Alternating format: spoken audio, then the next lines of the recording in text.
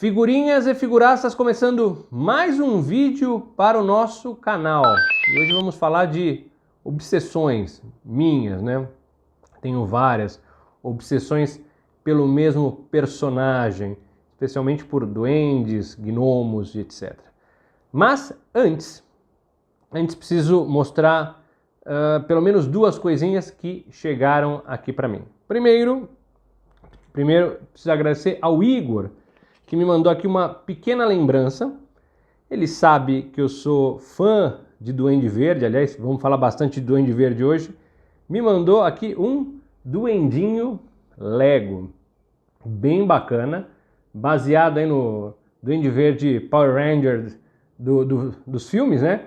Inclusive agora voltou, agora está no MCU, mas do multiverso, não sei se voltará novamente aos filmes do Aranha.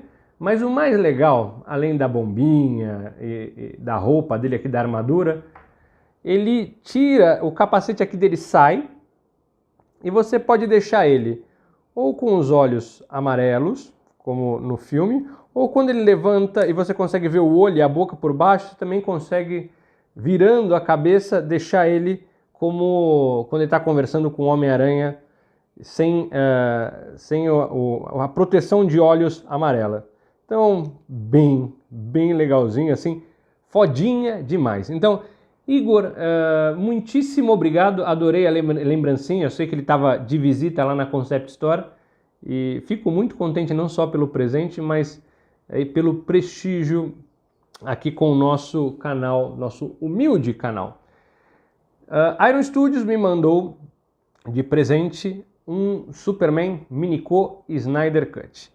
Eu já tinha o Superman Comics, não tinha o outro Superman que foi lançado, acho uma das primeiras figuras da linha Minico, mas tá aqui, ó. Eu trouxe os dois, eu trouxe o que eles me mandaram e o que eu já tinha para a gente fazer uma comparação.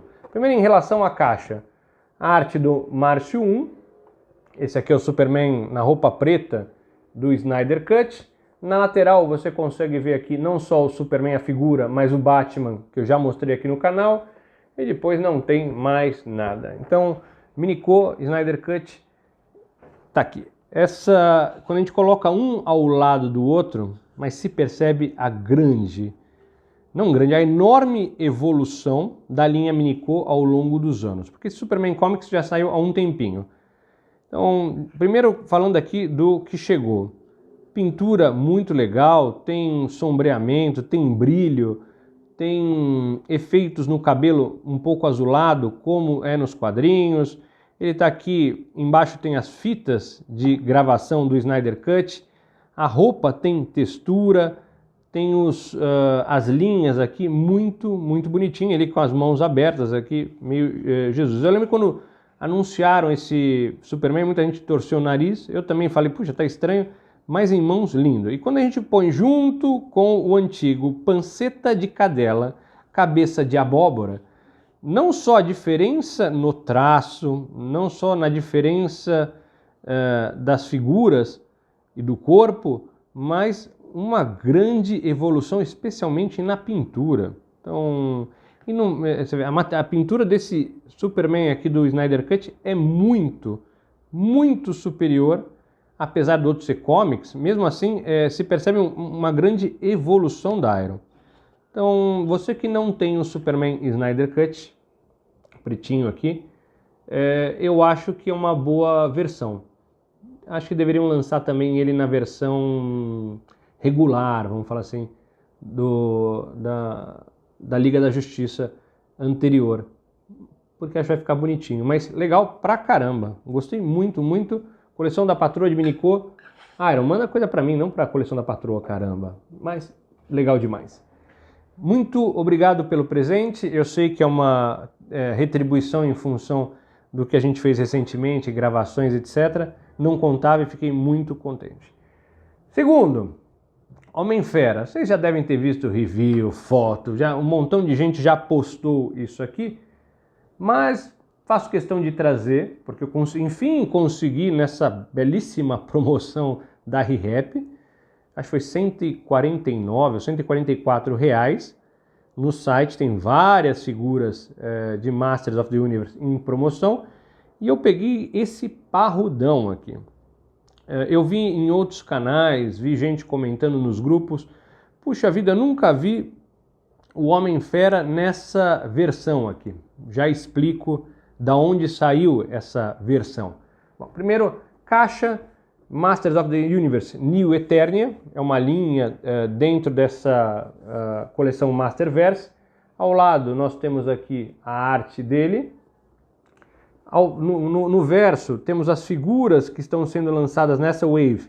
Isso é o He-Man do CGI, também vai sair nessa linha Masterverse, o mesmo vale para o Esqueleto, o Zodak e a Catra, que é a felina. E a arte aqui está na floresta, aqui no meio das árvores, e tem outros aqui da sua raça, assim como acontece nos quadrinhos.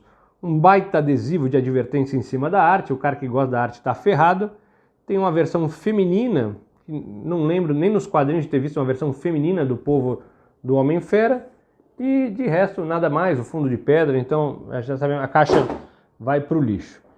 E essa versão do Homem-Fera, ela é com esse capuz, vamos falar assim, como se fosse esse animal aqui que ele está vestindo a pele, é a versão do conceito, o primeiro conceito do Homem-Fera. Ele era para ser mais lobo, era para ser uma espécie de um lobo, mesmo esse colete que ele está usando com o esqueleto, muita gente fala, aqui é por causa do esqueleto, não tem nada a ver, é porque se você pegar aqui no livro, ou nesses livros que eu tenho aqui, você vê o conceito original do Homem-Fera, que é muito mais lobo. E essa linha New Eternia, assim como as outras figuras que eu já mostrei aqui, elas falam não só com as versões mais clássicas aí que o pessoal gosta, mas também homenageiam os conceitos originais. Então, já sabemos que teremos quadrinhos relacionados a essa coleção New Eternia, mas parte dessas versões que o pessoal não conhece é uma homenagem aos primeiros conceitos das figuras. Então, legal pra caramba, bem peludão, parrudão, e ele vem com um par de mãos extras, vem com um chicote que eu deixo aqui nas costas e vem aqui com o porrete para pegar o He-Man e descer a lenha, bater na cabeça do He-Man. Então, figura bem legal, inclusive se o He-Man, o Bárbaro, tivesse vindo nesse corpo aqui, teria ficado bem mais legal. E ele vem também com o colete clássico, que eu acabei colocando aqui no meu Homem-Fera Revelation, também dessa linha Masterverse, que de frente fica bom, de costas mais ou menos. Por quê? O problema é que esse Homem-Fera Revelation ele tem uma crista atrás. Então, o colete clássico, que eu posso também colocar com esse novo Homem-Fera, ele no Revelation aqui ele não encaixa direito, mas fica bom, pelo menos não fica guardado na caixa. Deixei aqui, ao invés de deixar ele peladão, assim como o Aquático Revelation também é peladão, ele pelo menos fica aqui com um coletinho pro frio. Então, bem maior que a versão anterior, bem maior. De novo, ele fica legal tanto nessa versão, vamos falar assim, New Eternia, que é uma homenagem, e também fica legal para quem gosta do Homem-Fera clássico, também você põe o colete nele, fica muito, muito bacana.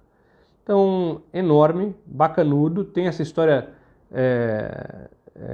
da homenagem aqui ao conceito inicial, depois na versão das mini-comics ele fica mais gurilão, vermelho, e vamos falar, no Filmation é o meio termo de tudo isso. É o maior, se eu não me engano, o maior dessas figuras aí na escala meio 7 polegadas, Homem-Fera feito pela Mattel. E aqui quando eu coloco ao lado, coloquei aqui meu Homem-Fera Origins e coloquei o meu Filmation ao lado. Então, eu acho que muita gente perguntou assim para mim, esse Homem-Fera novo é o seu preferido? Eu acho que sim, porém empatado com o Filmation, que é simplório, mas pela nostalgia. Então, com isso, mas vamos falar de obsessão aqui, tenho também uma obsessão por personagens de Masters of the Universe. Só aqui tenho 4 Homens-Fera, além de outros que eu tenho, e um Classics que eu mandei lá pro Tadeu, que ele não tinha um Homem-Fera na ocasião. Então, o legal é quando você gosta muito de um personagem, de uma história, a gente acaba querendo ter todos, E tem muita gente que quer ter tudo por completismo, mas no meu caso, não sei se é uma obsessão doente ou não, mas é de conhecer os personagens também nos quadrinhos e outras mídias. Eu sempre digo aqui, cada um coleciona por um gosto diferente, por um motivo diferente, mas no meu caso é uma extensão das coisas que eu gosto, que eu li, que eu assisti. Então os quadrinhos para mim enriquecem muito. Então quando eu tenho versões diferentes, não é uma obsessão só completista, mas é uma obsessão é como se fossem personagens diferentes, porque são versões que eu conheço a história de cada versão. Então fico muito contente. E falando em obsessão, ainda junto aqui, aproveitando o Duende Verde que o Igor me mandou, eu tenho uma coleção também muito, não grande, mas com vários duendes. Entre eles, a maioria é Duende Verde, e tenho também duendes macabros. Como eu gosto muito do personagem, na minha opinião, talvez seja o vilão que eu mais gosto nos quadrinhos, porque ele é uma mistura do Coringa, mais ou menos, com o Lex Luthor. Então, ele é duplamente perigoso, tem uma relação meio que familiar com o Peter Parker, porque é pai do melhor amigo do Peter, que também, o filho também se transforma depois no Duende Verde. Tem uma relação não só com o Peter, mas com a família do Peter. Matou a Gwen Stacy, jogou ela da ponte, tornou a vida do Peter um inferno. Algumas histórias mais contemporâneas fizeram com que ele também tivesse uma relação amorosa com a Gwen. Tem um papel importante no final da saga do clone. Então eu comprei. O que acontece é o seguinte, eu comprei alguns quadrinhos,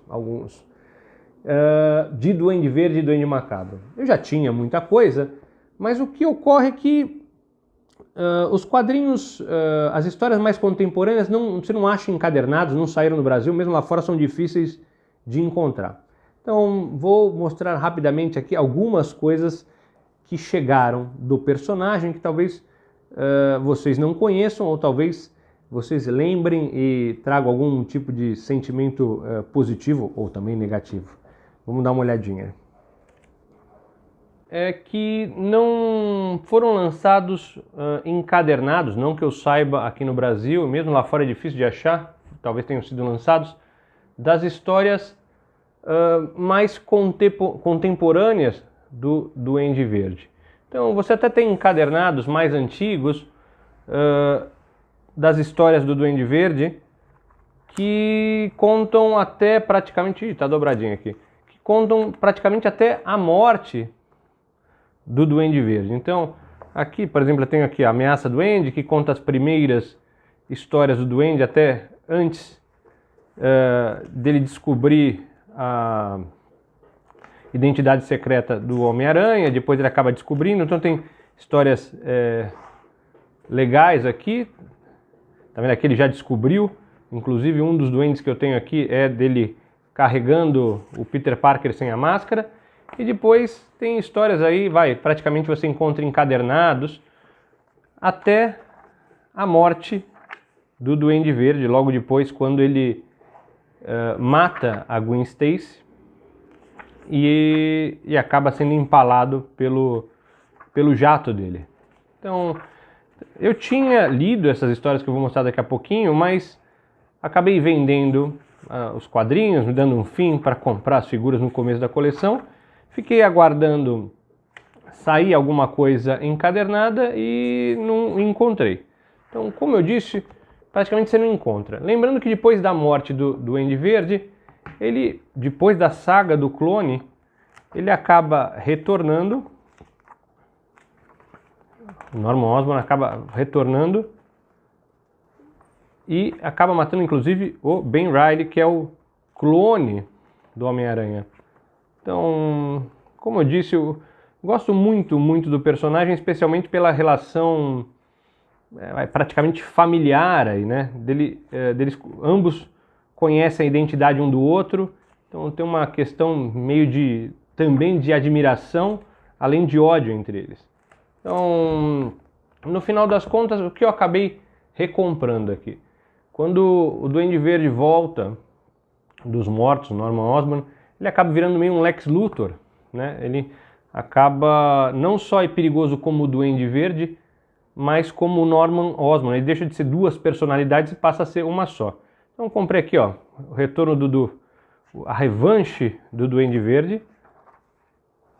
Histórias bem, de novo, mais contemporâneas. Tem muita gente que não curte essas histórias mais recentes, mas eu, como verme que sou, acabo gostando de tudo. Então, aqui marca o retorno. Legal são as propagandas também. Mesmo nos Estados Unidos tem um montão de coisa mais antiga que saiu. E pela Panini, a Panini chegou a lançar isso também. Então, o Norman Osborn tenta transformar o Homem-Aranha no novo Duende Verde. Ele encara como se fosse o Peter fosse o filho, o herdeiro dele. E depois também pela Panini saíram outras histórias aí que também o pessoal não curte nem o traço e nem as histórias. Mas, de novo, verme que sou. Aqui inclusive ele deixa o Flash paralítico.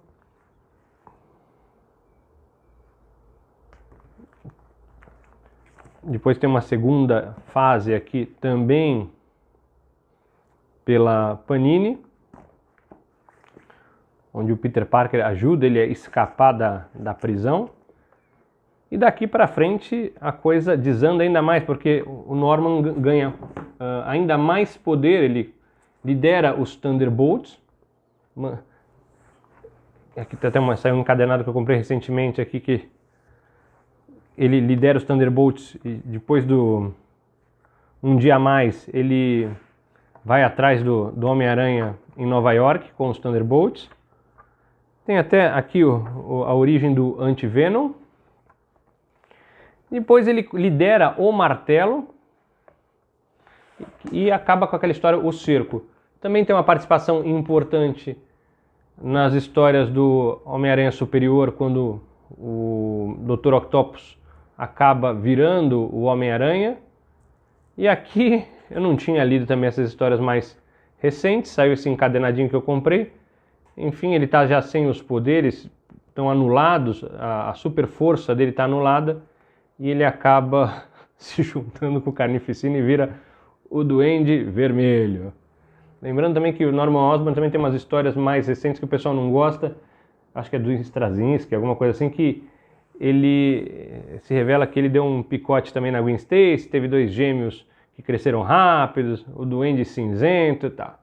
E também comprei alguns formatinhos lá na Rica Comics, também relacionados ao Duende e ao também o Duende Macabro, porque o Duende Macabro também tem origem totalmente relacionada ao Duende Verde. Então, ele acha lá, quando o Duende Verde estava morto, ele acaba achando o armamento, as roupas do Norman Osborn. Isso dá origem ao Duende Macabro também, que é um personagem que eu gosto bastante, tá? Então, mais um duende aí para a lista de duendes vilões do Homem-Aranha. Então, aqui ó, chegaram a lançar a origem do Duende Macabro com as histórias mais antigas, mas mesma coisa, as histórias mais recentes, até de novo, após o retorno do Norman, você não encontra isso em formato encadernado. Lá fora saiu um que chama Hobgoblin Lives, que saiu aqui no Brasil em formatinho e tal, e é algo que eu estou esperando sair, por isso que eu não comprei, que mostra que a origem não, a identidade do Duende Macabro não é aquela que a gente conhecia, que era o Ned Leeds. Então aqui, formatinho também dessas fases aqui, primeiro encontro entre o Norman e o Kingsley, que é o Duende Macabro original. Então, uma história bem legal, de novo. Uma pena que não saiu isso aqui ainda encadernado no Brasil, quero muito. Aqui é uma história que marca também, logo que o Norman ressuscita, depois de ele encher o saco do Peter Parker, o retorno dele como Duende Verde, definitivamente. É um duende um pouco mais diferente, um uniforme novo e tal. Então, também é uma história que não saiu aqui no Brasil encadernada, uma pena. E eu aproveitei para pegar uma fase que eu gosto muito, que não saiu em encadernado também, que é a fase do Homem-Aranha de Guerra de Gangues, onde ele está com o uniforme preto, tem participação do Demolidor e, mais importante, tem uma participação muito importante e legal do Halloween e do Duende Macabro, que depois aqui tem a identidade revelada, tal, a gente descobre que é o Ned Leeds, ele é assassinado, mas anos depois se descobre que não era o Ned Leeds, tem uma explicação toda meio mirabolante, mas, de novo, eu não sei se é uma soma de nostalgia com paixão aí pelo personagem. Então, por obsessão, né, pelos personagens e pelos duendes. Então, uma pena, mas acabei recomprando, porque eram coisas que eu tive há muitos anos atrás, inclusive histórias que eu li quando era moleque, e eu acabei pegando novamente. Espero que vocês tenham gostado desse vídeo. Vocês me contem aí, será que essa obsessão é uma doença que eu tenho? Vocês têm essa obsessão também por personagens? Batman eu tenho alguns, He-Man e Esqueleto eu tenho alguns também, Tartarugas Ninja, algumas versões repetidas. O que vocês têm aí de repetidos? Não figuras iguais, mas versões diferentes aí. Contem para mim aí nos comentários. Se vocês gostaram desse vídeo, dê uma olhada, tem uma série de outros vídeos aí que nós abordamos assuntos similares. E não deixe de comentar aí, dar sua opinião, porque isso nos diverte e ajuda aí o nosso engajamento no YouTube. E a gente se encontra muito em breve num próximo vídeo. Até mais, tchau, tchau.